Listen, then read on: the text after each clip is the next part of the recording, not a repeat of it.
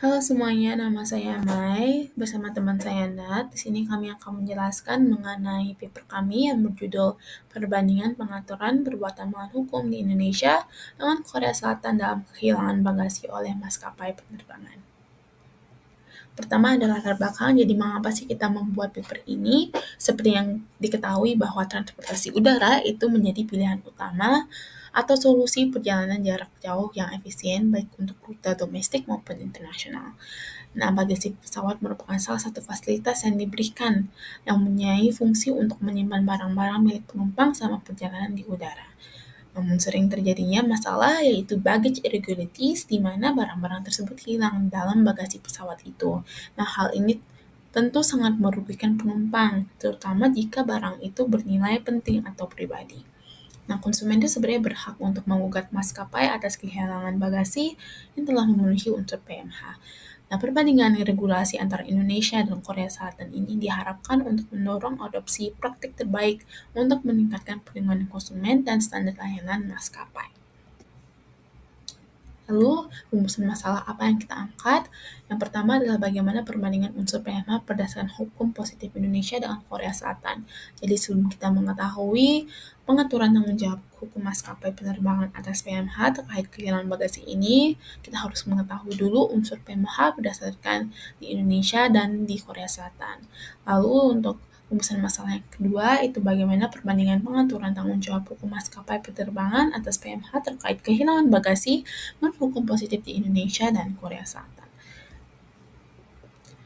Nah, masuk ke dalam isinya, jadi pasal mendasari PMH menurut di hukum Indonesia itu dapat dilihat di pasal 1365 KUH Perdata, yang berbunyi setiap perbuatan yang melanggar hukum dan membawa kerugian kepada orang lain mewajibkan orang yang menimbulkan kerugian itu karena kesalahannya untuk menggantikan kerugian tersebut. Nah, di Korea Selatan dapat dilihat di artikel 750 of Civil Code, di mana any person who causes losses to or inflicts injuries on another person by an unlawful act, intentionally or negligently, shall be bound to make compensation for damages arising therefrom. Nah, dapat dilihat kedua pasal ini di Indonesia dan Korea Selatan sebenarnya memiliki konsep yang serupa, yaitu setiap perbuatan melawan hukum yang merugikan orang lain, baik sengaja maupun lalai, itu wajib disertai ganti rugi oleh si pelaku. Nah, untuk di Indonesia, unsur PMH itu ada 5, yaitu unsur perbuatan, yaitu tindakan aktif atau pasif yang dilakukan oleh individu atau badan hukum baik sengaja maupun lalai. Yang kedua ada unsur melawan hukum, di mana pelanggaran terhadap hukum tertulis, norma sosial, atau kesusilaan kecuali terdapat alasan benar seperti overmark, perintah atasan, dan lain sebagainya. Ketiga ada kesalahan, adanya kesengajaan, atau kelalaian yang menyebabkan kerugian. Keempat ada ganti rugi, yaitu kompensasi atas kerugian material dan imaterial yang didalami oleh korban. Dan ada hubungan sebab akibat, yaitu keterkaitan langsung antara perbuatan pelaku dan kerugian yang terjadi diuji dengan konsep but for atau proximate cause. Untuk Korea Selatan itu hanya 4 saja, yaitu wrongdoer's intention or negligence, yaitu niat atau kelalaian pelaku yang dinilai berdasarkan standar kehati-hatian orang biasa dalam situasi tertentu. Orang biasa ini bisa dimaksud dengan orang umum atau orang pada umumnya yang bergantung dengan status sosial, pekerjaan mereka juga. Jadi misalnya apabila dokter itu melakukan surgery atau melakukan pembedahan, pasti dia mempunyai standar kehati-hatian yang lebih tinggi daripada orang lainnya gitu. The unlawfulness of a wrongdoer's act itu kesalahan tindakan yang melanggar hukum, norma kesusilaan atau tatanan sosial. Damages juga ada dikategorikan sebagai compensatory damages, yaitu mengembalikan korban ke kondisi yang semula, dan punitive damages, yaitu hukuman untuk mencegah tindakan yang serupa. Lalu juga ada causal relationship between a wrongdoer's act and damages. Jadi ada yang hubungan kausal antara tindakan pelaku dan kerugian yang ditentukan berdasarkan penyebab langsung dengan probabilitas tinggi kecuali ada faktor lain yang mengganggu. Dan dari unsur yang udah dilihat, maka ada sedikit persamaan mengenai kedua PMH dari kedua unsur PMH dari kedua negara tersebut.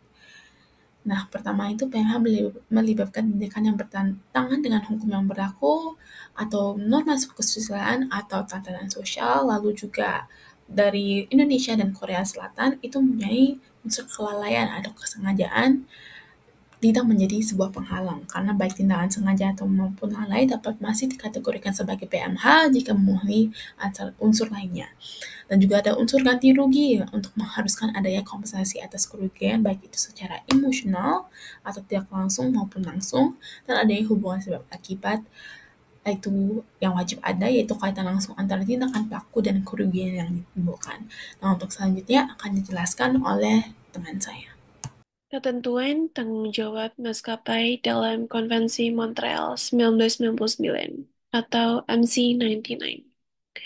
MC99 ini menyatukan berbagai perjanjian internasional sejak 1929. Warsawa Convention menjadi satu perjanjian internasional. Pada Montreal Convention ini terkait kehilangan bagasi diatur dalam pasal 22 angka 2, pasal 17 dan pasal 1 angka 3 terkait pengangkutan. Indonesia dan Korea Selatan sendiri telah memakai konvensi Montreal ini, di mana Indonesia sudah meratifikasi MC99 melalui Peraturan Presiden Nomor 95 tahun 2016 berlaku sejak 23 November 2016. Sedangkan pada Korea Selatan dianggap sebagai negara monis. Korea Selatan dianggap sebagai negara monis, jadi perjanjian internasional ini langsung dimasukkan ke dalam hukum domestik setelah diratifikasi tanpa perlu undang-undang khusus. Selanjutnya, regulasi terkait bagaimana satu tentang penerbangan. Ini regulasi peraturan Indonesia terkait dengan penerbangan domestik. Pasal 1 angka 24 dan 25 mengatur mendefinisikan dua jenis bagasi, yaitu bagasi tercatat dan bagasi kabin. Bagasi tercatat diatur dalam pasal 144 dan pasal 168, di mana pasal 144 menyatakan bahwa maskapai bertanggung jawab atas kondisi bagasi tercatat selama berada dalam pengawasan mereka. Dan jumlah ganti kerugiannya pada pasal 164 ditetapkan dengan peraturan menteri yang akan dibahas pada slide selanjutnya. Kemudian bagasi kabin ini diatur dalam pasal 143 dan pasal 167, di mana pasal 143 menyatakan maskapai hanya bertanggung jawab jika penumpang dapat membuktikan kesalahan atau kelalaian yang dilakukan oleh maskapai. Lalu terkait dengan jumlah ganti kerugiannya untuk bagasi kabin, ditetapkan setinggi-tingginya sebesar kerugian nyata penumpang. Tanggung jawab maskapai berdasarkan Permen Hub Nomor 77 Tahun 2011. Diatur dalam pasal 5 ayat 1, huruf A dan ayat 2, terkait dengan ganti rugi untuk bagasi tercatat, maskapai wajib memberi ganti rugi sebesar 200.000 per kilogram. Batas maksimalnya 4 juta per penumpang. Bagasi dianggap hilang jika 14 hari tidak ditemukan sejak kedatangan penumpang. Lalu terkait dengan kompensasi sementara pada pasal 5 ayat 3, di mana penumpang berhak mendapatkan kompensasi sebesar 200.000 per hari maksimal selama 3 hari kalender, kalau bagasinya belum dinyatakan hilang. Lalu pada pasal 6, terkait barang berharga, maskapai tidak bertanggung jawab atas kehilangan barang berharga dalam bagasi tercatat, dikecualikan kalau barang tersebut sebelumnya telah dilaporkan dan ditunjukkan saat check-in. Penumpang dapat membeli asuransi tambahan yang biasanya ditawarkan saat check-in untuk melindungi barang berharga yang sudah dilaporkan. Perlindungan bagasi penumpang dalam Korean Civil Aviation Act diatur dalam dua pasal, khususnya pasal 17 ayat 1 angka 4 dan pasal 51 angka 4. Pasal 17 ini mewajibkan maskapai menurunkan penumpang transit bersama bagasi kabin mereka saat pesawat tiba di bandara. Dan jika maskapai melanggar aturan yang tersebut, pasal 51 ayat 1 angka 4 menetapkan sanksi berupa denda administratif hingga 10 juta won. Jadi dari kedua regulasi dari Indonesia dan Korea Selatan, Indonesia ini lebih fokus pada penyediaan mekanisme kompensasi kalau dilihat bagi penumpang dalam hal terjadi kerugian, terutama dengan ditetapkannya batas nominal ganti rugi yang spesifik. Lalu Korea Selatan ini cenderung fokusnya tuh pada upaya preventif atau pencegahan melalui kewajiban maskapai terhadap prosedur keselamatan. Jadi Indonesia berfokus pada solusi setelah kerugian terjadi, sementara Korea Selatan lebih kepada langkah preventifnya, langkah sebelumnya untuk meminimalkan resiko sejak awal.